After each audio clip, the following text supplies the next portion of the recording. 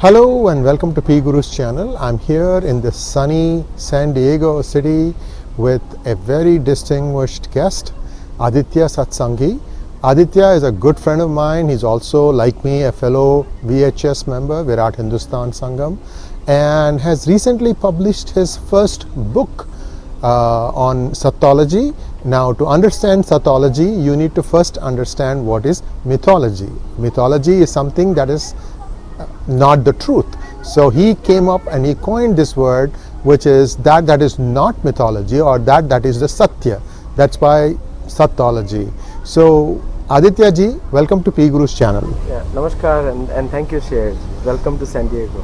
Thank you. So Aditya ji, how did you come about the premise for this book? And readers, viewers, you may have read some of the articles of Aditya ji on this very topic in PGurus. So how did you come about with the concept of writing this book? So the mythology is a campaign. Yeah. It's not just a term. And Sherji, you know the history, that the Western historians and the Western scholars, they never had any history. Like the Greek history is made up, and also the Islamic history, a lot of things have been written which have been highly exaggerated. Right. So because their history was not factual and which they knew, they thought that anything else was also a mythology. So it was their campaign, and it was in India, the Macaulay, when he came, and he wanted to treat all the Vedic books and everything as mythology, because his intention was to establish civilizing missions, to civilize Indians for to accept Christian thought process. So they purposely branded all the Indian history as mythology, or someone did not exist. Like they raised questions on whether Vyasdev existed or not, whether this existed or not, or that existed or not, and they questioned everything. But now we know that the truth has finally come out, that in fact the Greek history was mythology. So if the Greek history is mythology, then Roman history is mythology. And if the Roman history is mythology, the entire Western civilization is a mythology. So they have no history. So with that perspective, I thought that we need to brand ourselves something different. So I call it, according to Indian Sattology. So instead of saying that Indian mythology, and you see many educated Hindus calling that, Mahabharata, in our mythology, when they explain to Western guy, they say, according to Indian mythology, our Ram was according to our mythology, Ram was God. So they're very defensive. And so I want to remove that negative connotation which they have about our history. At least we as practicing Hindus and practicing dharmic people, including Buddhists, we need to treat our history with far more respect than others do. And so when we talk to a Western audience, I always say, I say according to Indian Sattology, Ram existed. We have proof. We have Ayodhya, we have everyone. Like today we are discussing about the dimensions of Ayodhya city, that how accurate description we have, on which bank on the east side of Saryu river was Ayodhya city situated. This is Sattology. Now if this becomes the basis for research, now we have a hypothesis to prove or disprove. So if I say the Ram city existed on the east side of Saryu river, it's Sattology. According to Sattology, that is the truth. Now we can work on research institutions, and somebody can research on that. And so with a deep thought process, because I firmly believe in whatever is written in Vedas as axiomatic truth, and I can challenge any scientist on that without any blinking an eyelid.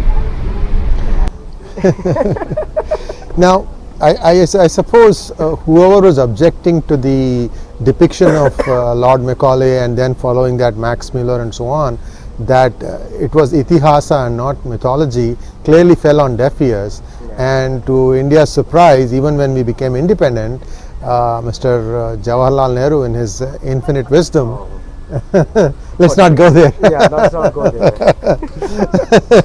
That was undiscovery of India. Yes. Well, some say that he didn't even write it. Somebody else ghost wrote it for him. Even worse than that. But that's not the topic of our discussion today. So in this book, what are the specific topics that you are looking at to prove your hypothesis? So number one thing is what I have done is the book has 12 chapters. One chapter on Islamic history, one chapter on Greek history, and then there are some other the scientific basis of debunking the mythology tag.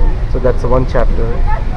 So in this book is mostly a faith building book where I have used a lot of qualitative subjective matters. As I build this book more in coming years, in the part 2 I'm going to come to the specifics of it. So whatever is in the part 1 right now, to first build up the faith on the broad proofs available. Now the whole world has a proof that like Sanskrit was spoken in Syria 5,000 years back, and that's not Indian claim, that's the Syrian claim. And Mahabharat's, and the fantastic thing was that I started that research on it after reading Mahabharat, because Pandu's second wife was from Syria, and You mean Madri? Madri was from Syria, and that's just started the whole my research on it, and now it is just proved, and the Syrian education ministry has proved it. So because they call Syria as Al-Sham, and Sham is the old word for Madradesh, and that where Shalay was from. So I think it's being proven. So in this book I have captured those points so that it builds up the faith of people. In my coming books I'm going to work on the quantitative aspects of it. That's good to know. Now, this book has been critically acclaimed. I know that because I've been watching a lot of the reviews, and you have a flair for narration. That's a compliment on my part, because I've seen your work, so I'm not just idly making it up. Now, the battle lines have just been drawn. We are having various quarters trying to discredit India. I mean, what I found very laughable was a certain congresswoman from a certain district in United States, citing Modi's victory as if it was going to endanger all the lives of Muslims in India, and what rot. These people don't even know their own history, and they just go out and venture and talk all rubbish about something else. Nobody knows, at least in the United States, how hard this election was fought, how much campaigning was done, how much hard work it was in the heat of the summer. So anyway, I'm ranting here. I want to get back to this. Now, I see that this path is going to take us down further, where we may have to bring in more audiences and educate them about the reality of, in fact, most of us are Sanatanis, to start with, because that's the one living civilization that has been around for, 8,000 years. We just keep going back further and further. So that's the one that can guide this rather fractious countries that we have now, with all sorts of mental conflicts and physical conflicts. Now, it's the concept of Sattology. How do you expect, or how do you plan on getting it to those who are not even aware of Indian history? Do you have any plans of how to disseminate this among a wider audience? So Sattology term is already getting popular, and I believe that will be included in Oxford within 3 years. Oh, great! Oxford Dictionary. Do you have to apply or something like that, or No. they're just looking at it and The more you keyword apply map. mythology, the more Sattology will go in, because Sattology is a genuine antonym of mythology. That's true. It's It's genuine. It's just an antonym. Myth, false, and sat. So I'm sure it will come in the dictionary soon. But the another aspect that who should be, I think the future battles will be, what is Sattology and what is mythology. That's where I want this book to go over there. we brand things as Sattology and brand things as mythology. Therefore, in the beginning itself, I have made Greek history as mythology, and Ramayana and Mahabharata as Sattology. And when Vyasadeva says any world history which doesn't have its beginning in Mahabharata is a fake, so he was the first person to say fake news. So it's not just the fake news didn't come from Donald Trump. It came from my Vyasadeva. And that's in the first chapter. If anybody reads Mahabharata, then so the first news, the first chapter has got it. So right after he tells the story of Ganesh ji, how Ganesh agreed to write, Right. he writes that any history doesn't have a beginning, well, it will be fake news. So now, so that's where the mythology tag starts for the rest of the world history. And I know Greek historians did not plan to write a fake history. They were forced to write because they wanted to tell their children some culture and some history. But it Got embellished along the way. got embellished along the way, and what has happened is that the Western world has taken that to be real, and so everyone wanted to look like Greek gods and goddesses. But I must tell your readers, viewers, that Greeks were fat, ugly, in a way that they used to eat a lot of oil, a lot of meat, a lot of wine. So they were not in best shape at any point of time. So when they appointed the 12 original Olympians from Mount Olympus, so they made them chisel figure and all that kind of thing.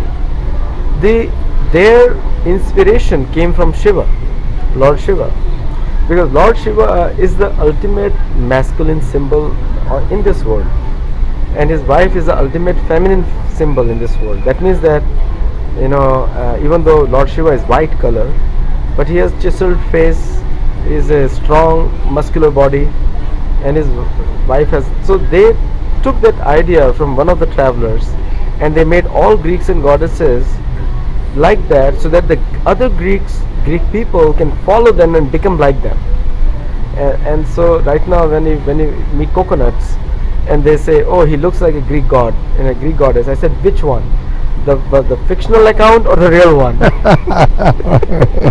Because the Alexander was a short-haired guy, and they, I don't know why they make him a hero. I call him Alexander the Mouse. So Now, that's a good story that perhaps you should expand on. Why do you depict Alexander as the mouse, not the great? yeah, this is a big story. Alexander, while first of all he was defeated, 41,000 soldiers which attacked Porus, they were reduced to half by the untrained army of Porus. They could not even meet the best army at that time, Nanda's army, because they were scared. They ran away before that.